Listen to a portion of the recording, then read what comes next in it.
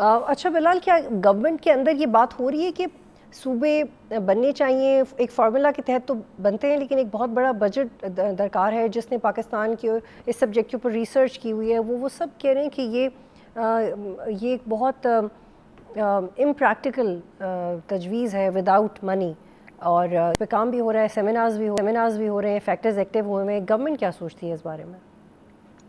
یہ بطول صاحبہ دیکھیے، اس میں دو چیزیں ہیں. ایک تو دا این ایف سی ڈسکشن. آپ جانتی ہیں کہ این ایف سی کا تو ایک ڈسکشن اس ہفتے جو ہفتہ بھی گزرا ہے، اس میں ایک میٹنگ ہوئی ہے اور این ایف سی کے اوپر ایک بات چیت شروع ہو گئی ہے.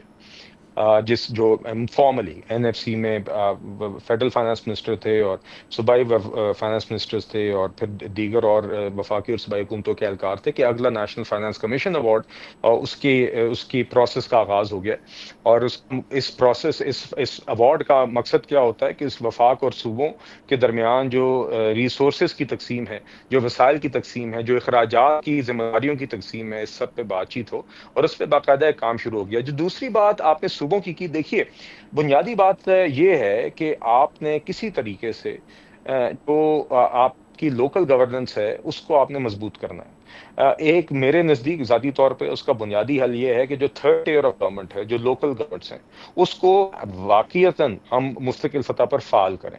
اگر آپ لوکل گورنمنٹس کو امپاور کریں گے، اگر صوبے جو ابھی تک صحیح طریقے سے فعال طریقے سے نہیں کر سکی کہ پروونشل فائنانس کمیشن میں صوبوں سے نیچے وسائل ضلعوں تک جانے تھے، اگر وہ کام کر دیتے ہیں اور آگے ضلعوں کو بااختیار کرتے ہیں اور لوکل گورنمنٹس بھی کا ایک proper third tier of government آتا ہے، تو میرے خیال سے اس سے بھی وہ سروس ڈلیوری کے ایشوز، وہ گورننس کے ایشوز بہتر ہو سکتے ہیں.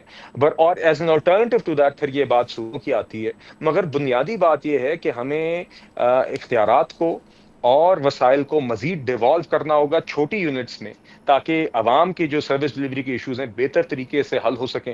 میرے ضلع اگر جیلم ہے تو ضلع جیلم میں اگر کسی شخص کو کوئی کہیں پر کوئی سڑک کا کام ہے، کوئی ٹرانسفارمر ہے، کوئی بیسک وسائل ہیں، ایونچولی ایون میرے خیال سے سکولز ایکسیٹرا، وہ اسی ضلع کے ہی مسائل اور اسی ضلع میں ہی اختیارات سے حل ہو سکیں. سکھر کے شخص کو کراچی نہ جانا پڑے اور جیلم کے شخص کو لاہور نہ جانا پڑے، یہ بنیادی مقصد ہے. تو I think we all have to think collectively how to achieve that. But for me the first solution is کہ ہم افیکٹو پراپر لوکل گورنمنٹس کو فعال کریں. سبسکرائب کریں اور بیل دبائیں تاکہ کوئی خبر رہ نہ جائے.